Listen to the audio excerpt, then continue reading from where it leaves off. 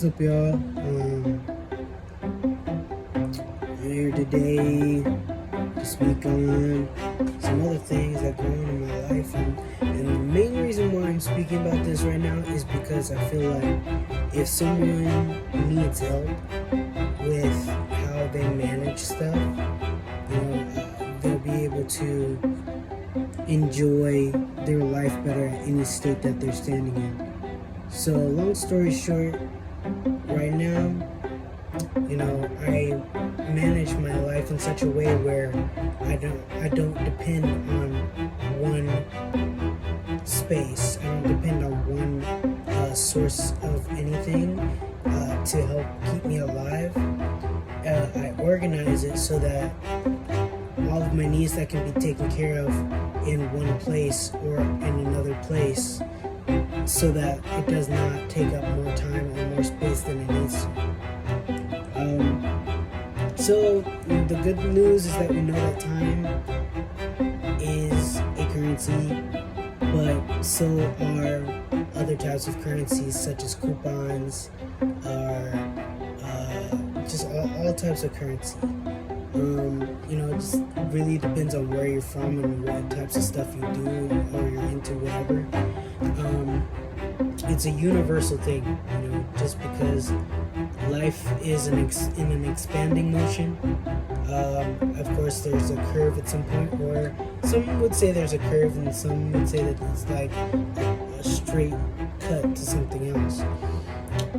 Because of that, literally, there is so many opportunities in between. So by fitting these different pieces together inside of your life, i.e.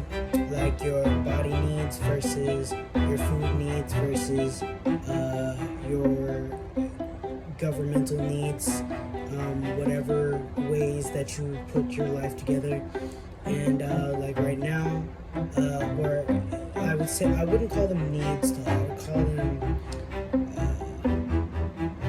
call them necessities, but not needs.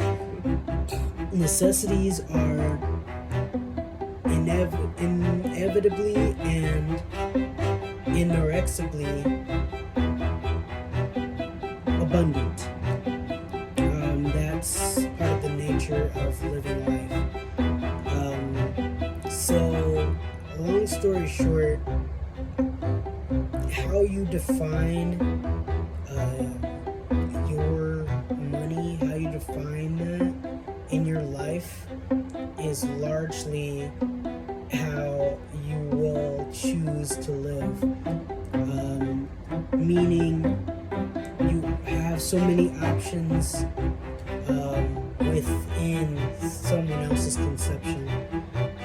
But if you put it in your own perspective and understand what you need every day, and you can label it out and put it into a list so that you can not falter about where and when and how, it helps with your organization.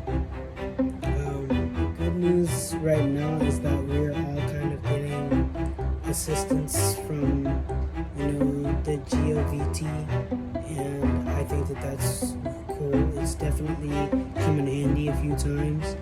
For me personally, I don't know about y'all, but everybody, I can almost assume 99% of people have benefited positively from the stuff that is happening right now, as well as the negatives that are happening in the world that can't be helped. The only thing that can be helped is our conception of it, how we see it, how we feel it, and then how we live our lives towards whichever direction we're supposed to be going.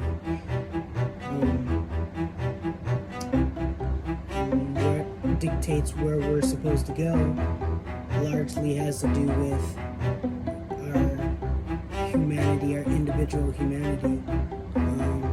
We all have groups that we tend to fit into in general, but in terms of being specific, we're talking about the makeup of a human being every possible thing that led them to be where they are and every possible option.